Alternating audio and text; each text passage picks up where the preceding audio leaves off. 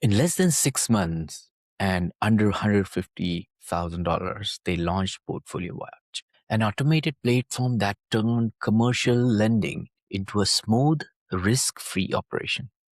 Imagine a tool that slashes the time spent digging through spreadsheets in half a year for a fraction of what it would cost a typical development team. Back in the trenches, community banks were shackled by the impossible juggle between chasing new loans and keeping the old ones afloat. Credit teams were drowning in financial statements, hunting for red flags while trying to close deals. What nobody tells you is that this pain point amplifies exposure. Every minute spent on reconciliation data is a minute of unchecked risk, a ticking time bomb for loan loss. The tension was palpable. Half the staff was an accountant, the other half a salesperson, and both felt the sting of the missed timeline. The turning point came when the team flipped the script.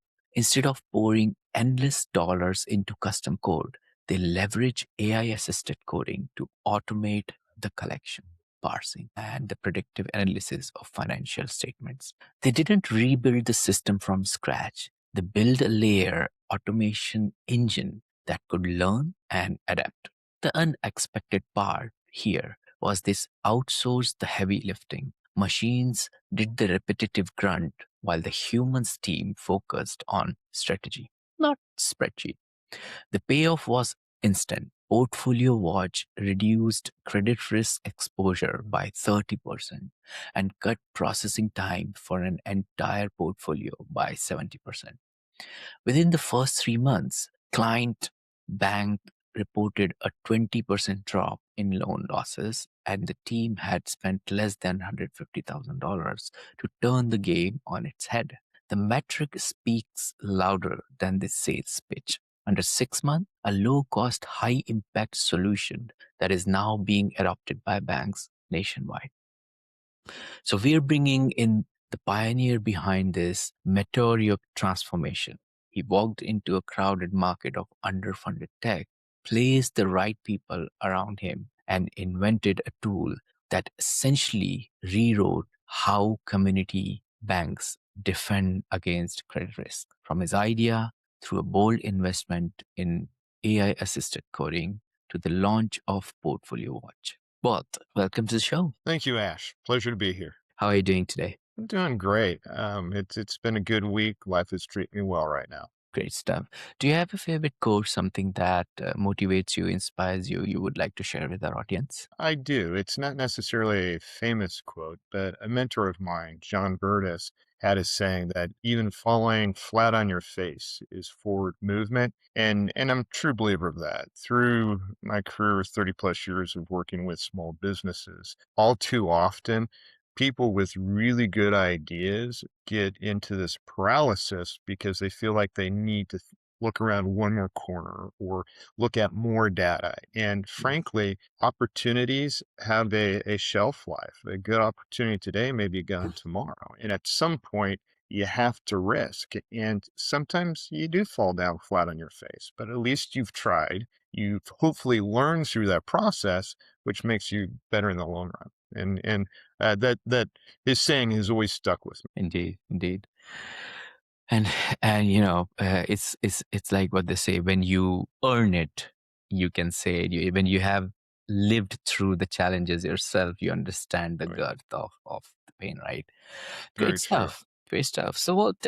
Talk me through your experience where you came across multiple pain points, and how do you actually help out people to remove this kind of headache from their head? Certainly, certainly. If I can borrow a saying from a previous guest of yours, Donovan Pyle, I believe, is the gentleman who said it. In your organization, if you find the most frustrating aspect, that can be the greatest opportunity. And in commercial lending, which I've been around for multiple decades now, so I'm kind of aging myself, there's always this tension. I would be, as a very successful lender, I would make loans. My portfolio would grow with the community banks that I worked for. I was the responsible party for managing that portfolio, collecting the financial statements, looking for trends, completing annual reviews, which is a best practice and it's something the regulators look for. But I found that the more successful I was, the more time I had to spend managing my portfolio, which took me away from what I was being paid for. And that Mm, was finding new loans, helping businesses. This idea probably popped up, 15, 20 years ago. And there's got to be a better way of solving this. mhm, And as my career developed and as I started managing teams, this tension is always there. And, if you're a betting man, I would say if you talk to a banker about that tension between lending and portfolio management, they go, yeah, and, they'll shake their head because you got the credit side, kind of fighting the lending side, and it's this tension. And through work with the development company that produced another solution for a friend of mine that I work for, I kind of raised my hand. I said, "Hey, what can we do here?" mm, And that's where Portfolio Watch was born. And truly, it was through this new advancement of AI assisted coding. They call it vibe coding mhm, in the industry. But this was probably back in December. Stan, who's the head of that agency and is also a co-founder in Portfolio Watch. We were talking, and he said he's only about 25 hours into actual coding work in Portfolio Watch, and we were about 80% done at that point.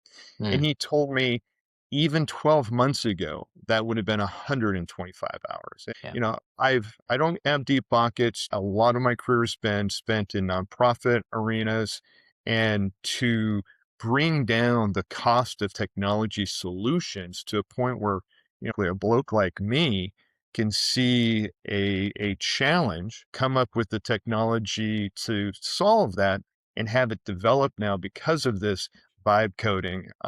It's miraculous. It's going to change a lot of people's everyday life. indeed, indeed. I couldn't agree more with you on this one because I do remember the days in industry when um, an organization wanted to launch a new product, a new API, or a new segment of a product, and they had to plan for it, they have to architect for it, and then at the end of it, it takes them like hundreds and hundreds of £1,000 plus 6 months of crunching through hard work.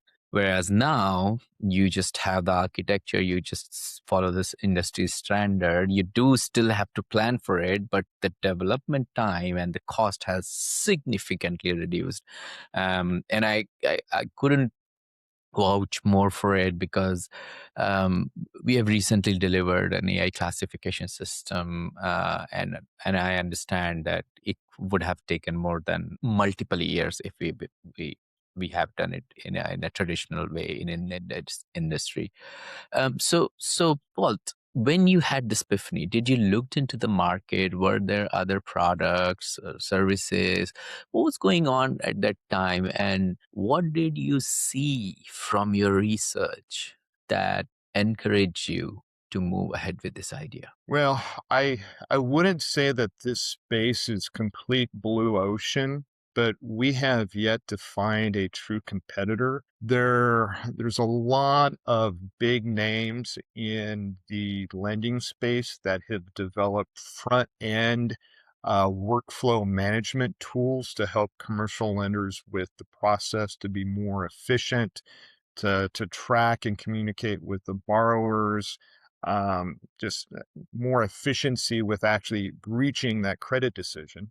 There's a lot of deep pockets in and around the loan servicing platform where once the loan is booked, these are the platforms that do the calculations, send the statements, collect the payments, process the money. There are a few of these front end players that say they have credit risk management tools built in, but and we demoed 3 or 4 different products. The portfolio management piece was always at the caboose, was not really developed. One large company, a global company, said, "Yeah, we have that," but did not show anything to us. We talked to a smaller company that said, well, it's something that they would like to develop. So there's not many players, if any other players out there. And so what we did is we did not want to go head to head with these national and global tech firms. We created a plug and play product that will play really nice in the sandbox.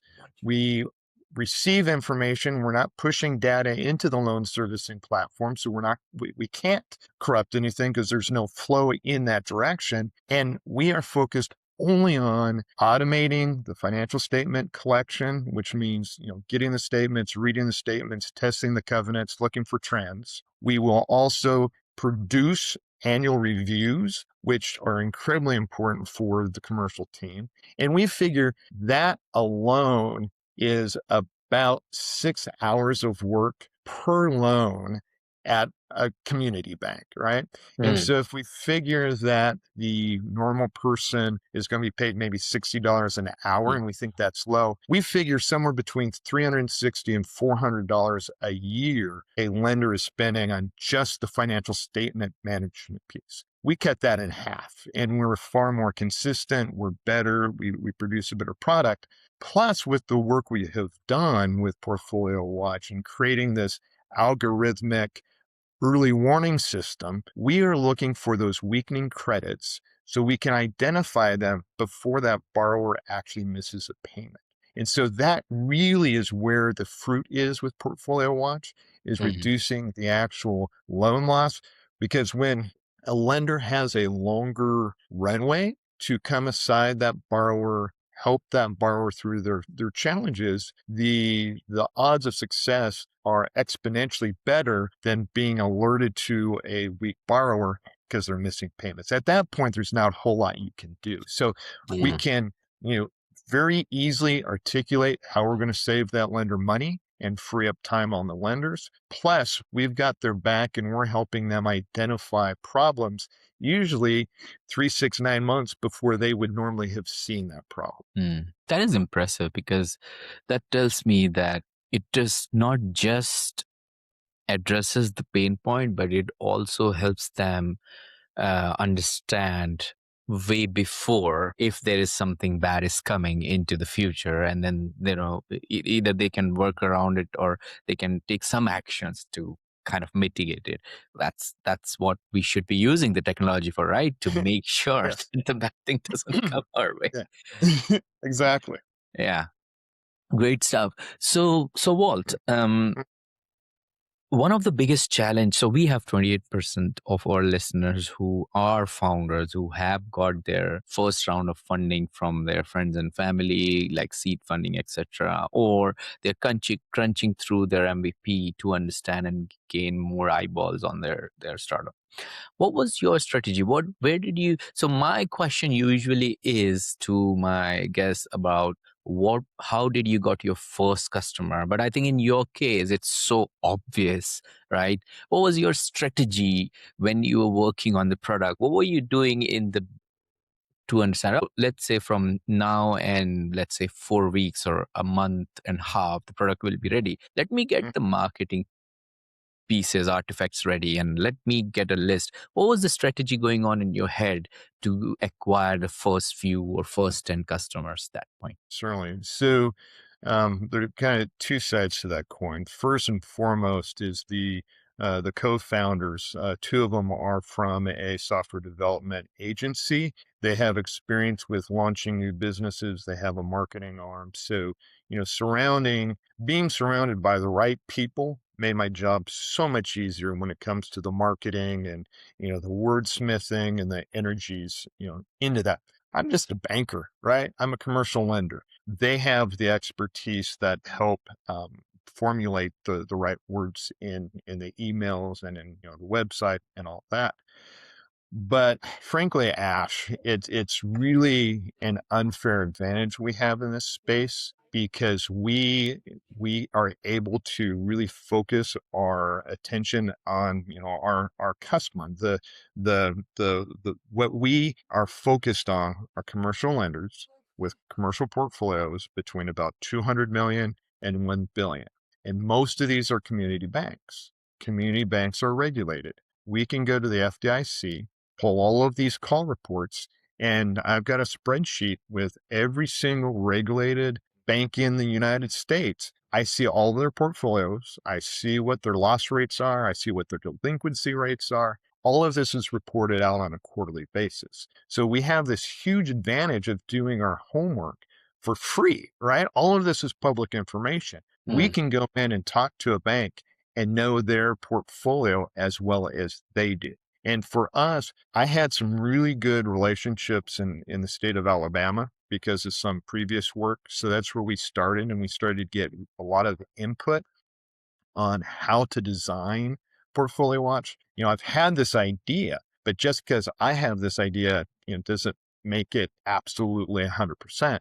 So we talked with, I think it was about 8 different institutions of various sizes, and some were CDFI loan funds, others were actual commercial banks, and asked them, what do they need to make this job easier for them? What really moves the needle for them? So I had an idea, but I took input from, the people who would be using it to really fine tune what we were going to do. So Alabama was our first focus, and then I live in the great state of Texas. Texas has more community banks than any other state in the union. So, within a 4-hour drive of my home, I have over 80 community banks that meet this very specific target. And so, with the ability to have this team behind me, having the FDIC call report data where we can do our homework on our potential clients, and me being, a short drive away, and yes, and in Texas, 4 hours is considered a short drive. It's very easy for us to get in front of the decision makers and have these really meaningful and impactful conversations. indeed, indeed. And when you started this conversation with these customers of yours, and I know that being a founder and being in industry, you had all these connections, but getting a business onboarded, B2B contracts are the most difficult contracts in business. You also understand it, right? Mm. What was it look like? How was your approach? I know, I'm sure you approached the banks whom you already had people um, while you were working, before starting the startup, and you had a reputation with them. But talk to our listeners about your experience when you went to speak with somebody whom you had no idea about. You researched about this person, you contacted them, they were interested in the service. What was the conversation looked like, and what was the points you mentioned there in terms of benefits for the bank, which Mhm. your platform can provide, and what kind of cross questions they ask? Because I want to understand more about the bank's perspective. Certainly. Again, in some ways, it's an unfair advantage that we have over other industries or other products, because I've been in banking since 1991 and solely on the commercial side since 2000. So having literally 25 years, I have strong familiarity of what these bankers are going through. It's easy for me to talk the talk.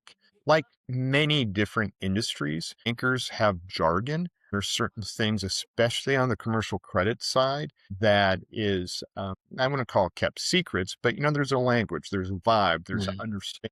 And because of my background, I fit the mold. I'm one of them. And mm, so, from a sales standpoint, when you can truly go in and say, I am one of you, and I know the challenges that you're having because of the research we can do, and I can share with them, we estimate about how many loans that they have in their portfolio. I talk to them just like I did a moment ago. I say, based on my personal experience and the lenders that we talk to, it's about 6 hours per loan a year that goes into that. And this is what we think you're spending on this. And because these are lenders, a lot of that is kind of lost time. They're not able to go out and do the new loans.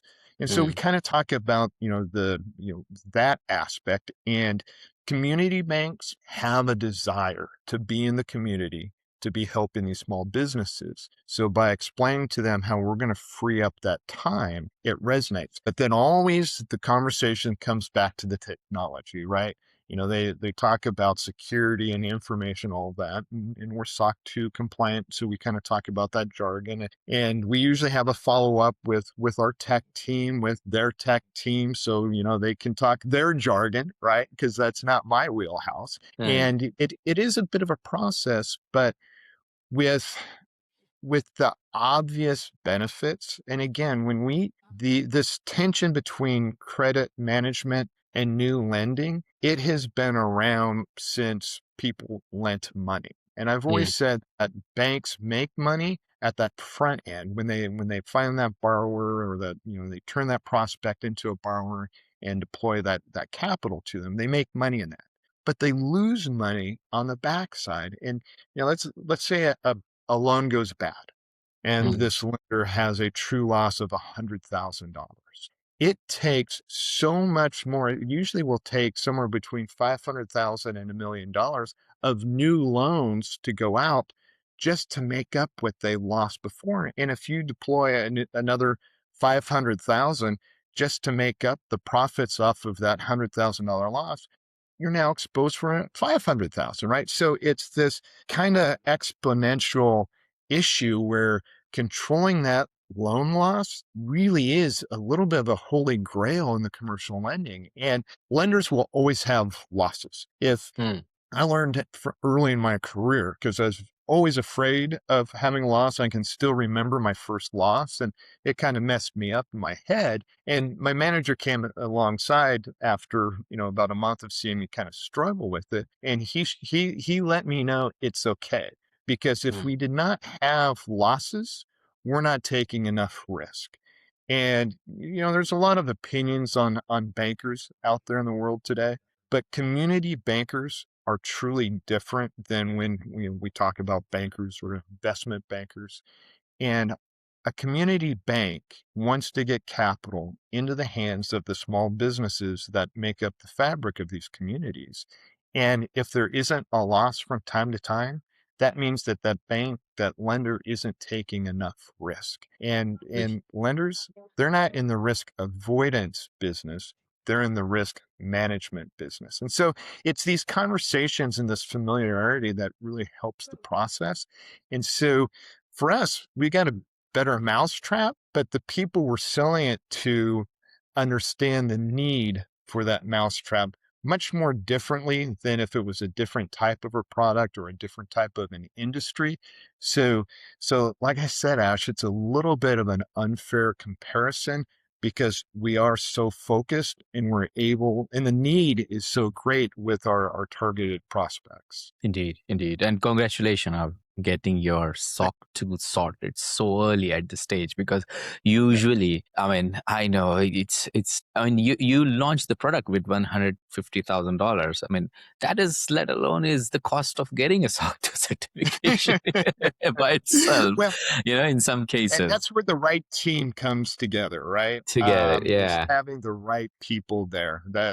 That's all the difference. Indeed, indeed. Great stuff. So what's your current strategy looks like? I know you have leverage, you have Hmm. all these cutting edge technology in your hand. What's the current process look like? I need to understand that, Hmm. because let's say if one of the community banking leadership is listening to our show, what is the Hmm. process? If they get in touch with you, how would you onboard them? What kind of onboarding steps are there? And how long it takes before actually they start using the platform? Certainly. So there's kind of two questions in there, so I'll answer the second one first about the onboarding. Um, we like to look at onboarding really in about a 30 to 45 day time horizon, because it is a lot of data. The Yeah. challenge is it's easy to get that loan servicing master data dump into portfolio launch. The hardest part really is the individual credit files. Most of these are PDFs. We have to bring the files in. Portfolio Watch scrubs the data because we're with what we do. We really need the credit memo, the loan documentation, because we're tracking all of that. And with our annual reviews, we're actually taking the information that Portfolio Watch learns about that company at the front end off the credit memo. It then updates the financials, looks for the trends on the financials, but it also goes out there through the internet, looks for anything mention of what that business may or may not be doing. It's looking at the macro trends in that industry. So that really is what takes the time, is bringing in these individual borrower files. So we figure somewhere between 3 to 4 weeks to make that migration over. We want to test it because the worst thing would be for us to launch something and not have the data correct. So we have a lot of safety rails in there, so we are definitely double checking and making sure that we've mapped everything. And then usually about 45 days after we start the process, we can then get their lenders actually into our tool. And I would say, we're live as far as that early warning system. And then with financial statements, it's cyclical. Usually lenders are collecting at the end of the fiscal quarters. So depending on where that 45-day mark is when we go live, will impact, when we actually start reaching out to those clients to update the financials. The the first question you kind of asked was about what's our direction, where do we go from here? So we've bootstrapped this so far. We've got two paths, and frankly, we will be successful just with the bootstrapping. It's a slower process. It means really just focusing on the state of Texas, probably for the next 6 to 12 months. Maybe some additional work in Alabama. So that's one path to success. The other path is we have some conversations going right now with some investors. Not a lot of money, but enough money where we could actually bring in some additional support that would allow us to go after multiple states. And multiple states are probably, somewhere between, 5 or 6, additional states. Because this need is for all commercial lenders. That includes the community banks, it includes the CDFI loan funds, it includes the credit unions who can do commercial lending. And so really it allows us to use a little bit larger of a lens versus bootstrapping where, we've got a lot of pride. We want to do what we do extremely well. And so because of that, we need to make sure that we certainly do not overpromise. I'd always prefer to underpromise and overdeliver. So that's kind of our mindset. Got it. Got it. And just a question out of curiosity, you mentioned that it takes around 40-45 days of onboarding and things like that. A lot of banks must be asking you to host the whole solution onto their own premise cloud or in-house cloud platforms, or even the cloud platforms which is in the state or in the country, right? Because a lot of people are concerned about the data. Do you guys also provide that kind of customizable um, solutions or service, or is it more towards like hook the data into your platform, get the insights, and then utilize that insight? Yeah. So we haven't yet had somebody ask for us to host actually in their database or in their cloud. We do our databases are all domestic here in the U.S. So Mhm. that's where the focus is. Each lender has their own separate database, virtual database. So there is no mixing of bank data or cross migration from there. And because we are not pushing data back into their platforms, we've not really had issues or a heightened concern where we had to be on their platforms. And so we kind of see that as the I want to say the secret sauce, but understanding where the lender's concerns are with data, keeping everything separate so there can't be any cross, contamination or cross migration of data, and making sure that we can't accidentally push something into their system. Again, you know, data, cybersecurity, all of these things are hugely important. And so we try to only have the information we need. Most of it is just financial trends, and that allows us to reduce the risk that our services, could open up a lender to. Interesting. Okay, that sounds good. I mean, I'm very, very surprised that nobody has actually asked you yet to do that, because in UK it's quite common. Whenever Hmm, you're reaching out to B2B, especially for financial institutions, the first question they will ask you is, do you have an on-prem solution? Can you like plug and play it on-prem? mhm, And if you say no, that's where the conversation kind of like doesn't stop, but it's like, get a mhm, pushback. But yeah, well, good for you if that's not happening. So that's right. yeah, So well, throughout your journey, then you must have had some experiences. There must have been some valuable lessons learned.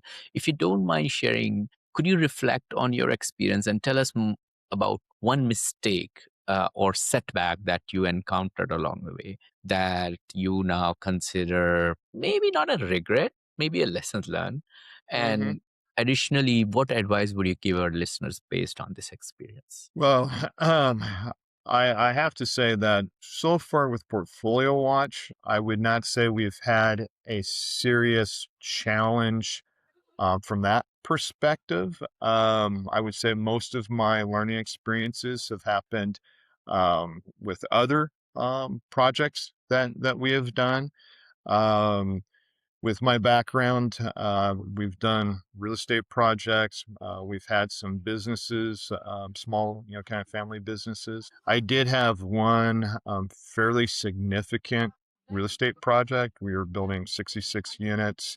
We were using some very creative financing because, I kind of know how to do that. It was heavily relationship based, and I'm pleased to say when we sold the project, which was unfinished, we did get money back, a path for our investors to get paid back. Hopefully, we'll see our money, but we made sure that our investors had a path to that money. Um, and from that, I learned, I would say, three things. One, you can't plan for everything. And the significant reason why this imploded was COVID. We wound up having issues with our commercial bank because of COVID, things getting stretched out. We wound up having our interest rate more than double.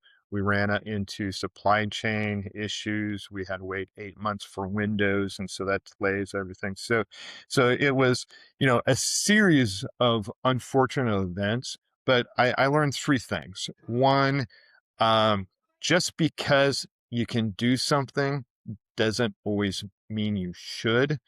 Um, in the postmortem of this project, we got into a place where there felt like there was a lot of headwinds, and maybe we shouldn't proceed, because I also believe that things that are meant to be will come together, but sometimes when there's just obstacle after obstacle, you should pause and maybe reevaluate. And we had money invested, and I felt like at that time, this was still when we were early stages, this was all pre-dev work.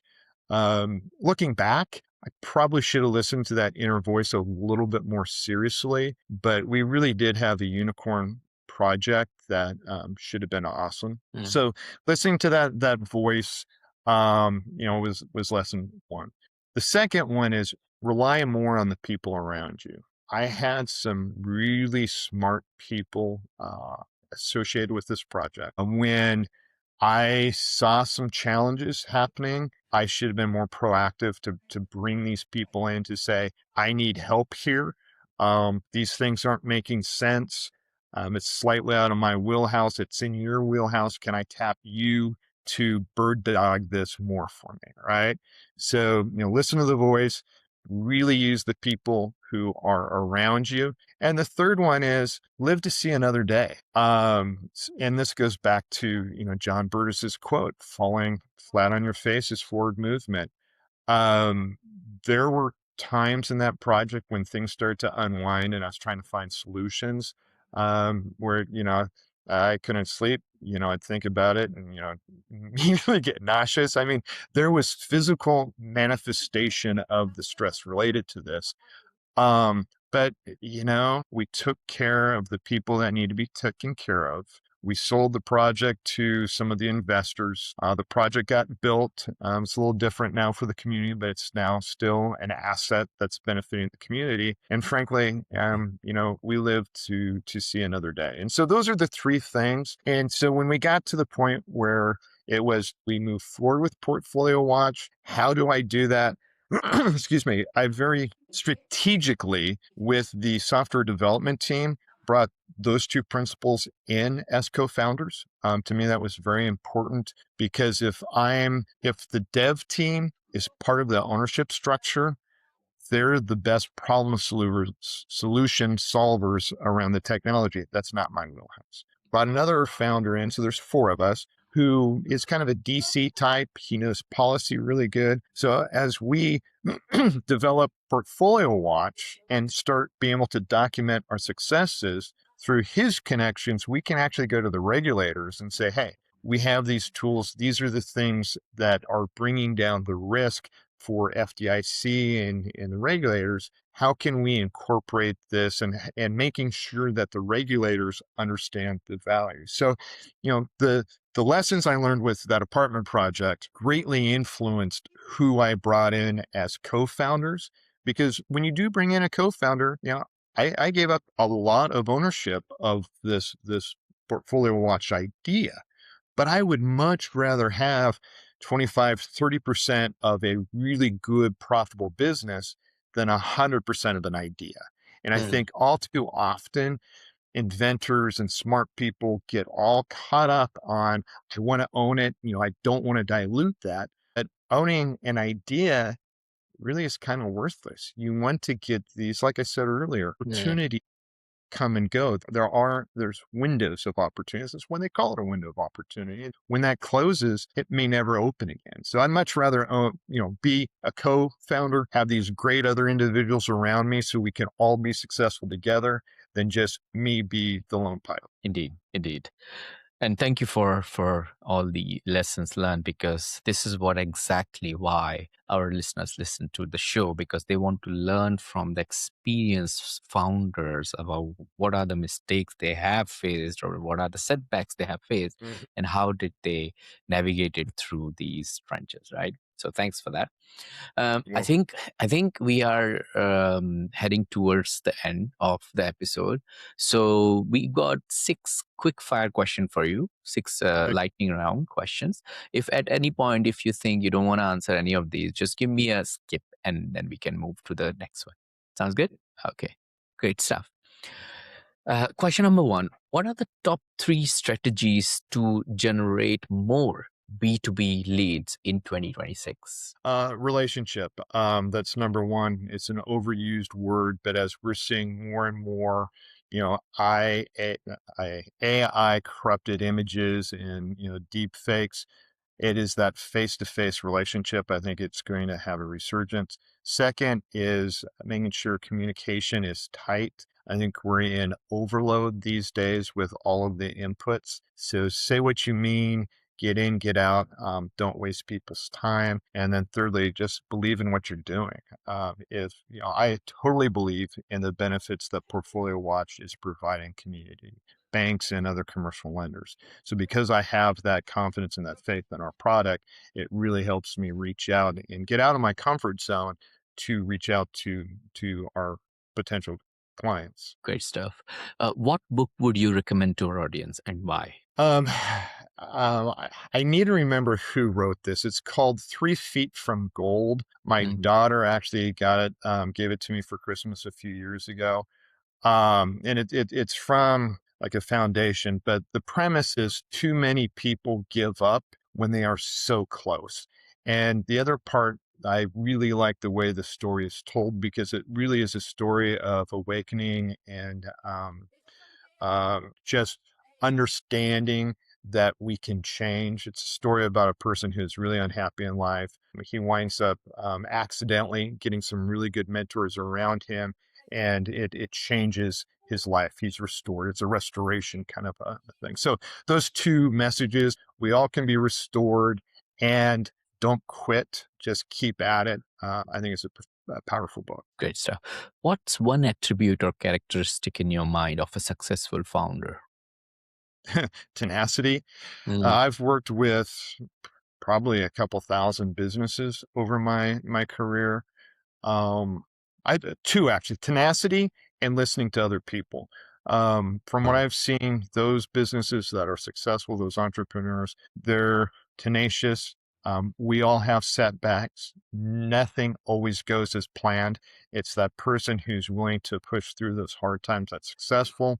But then, if you surround yourself with the right people, which helps you be successful, you gotta listen to them. I have too many real life examples of me advising a client and them not heeding my advice, and they're no longer in business, and that makes me sad. So those would be those two. What your favorite or personal productivity tool or habit? Productivity tool, multiple screens. I adopted multiple screens a long time ago. Literally, in my work desk, I've got 3 different screens running at any one time. Granted, I'm working with financial statements and bouncing around, so it's just easier to have that up. And frankly, for what now, $100 a screen or less, I think if you don't have at least 2 screens, you are missing out. Indeed, indeed. What's a new or a crazy business idea you would love to pursue if you had time? Um, Crazy idea. Well, all right, I'll share it. So this was an idea I had. Somebody can steal it because I don't think I will ever come up with it. But I had a shower thought. I do a lot of like my best thinking in the shower. I know that's probably a little too much information, but I would like to see a security, like a home security system, because now everybody's got these cameras, right? But it's really easy to evade those types of cameras. So I see this hybrid between like a home security camera system and drones, Oh, where, especially with AI and algorithms, where, if a property feels like there's an intruder or something happened on the property, it can deploy a drone, and that drone then follows the perpetrator, whether it's on foot or it's on car. It's able to change the view, right? So if they drive away in a vehicle that might not be able to get a license plate because it's parked 2 blocks over from the house, but the drone's able to deploy and actually get an image of the vehicle, the person, license plates. That was kind of a wild idea I had a couple months ago. that sounds like MI6 to me. You Doing never some know. custom, yeah, you never know. Yeah. Great stuff. Well, Walt, thank you so much for joining me and sharing your story, unpacking last year of building this business and some of the ups and downs. If people want to get in touch with you, what's the best way to do it? You can find me on LinkedIn, Walt Pulstwaite, or email me at wpulstwaite at portfoliowatch.co. I'm happy to talk with a lot of people. I've been working with small businesses, like I said, for 30 years now, and it's a true passion of mine. So reach out if you have questions or comments. Great stuff. Walt, thank you so much for joining us today and sharing your inspiring journey and the impactful work you're doing. It's been an absolute pleasure having you on Founders Podcast. Thank you, Ash. It was a pleasure of mine.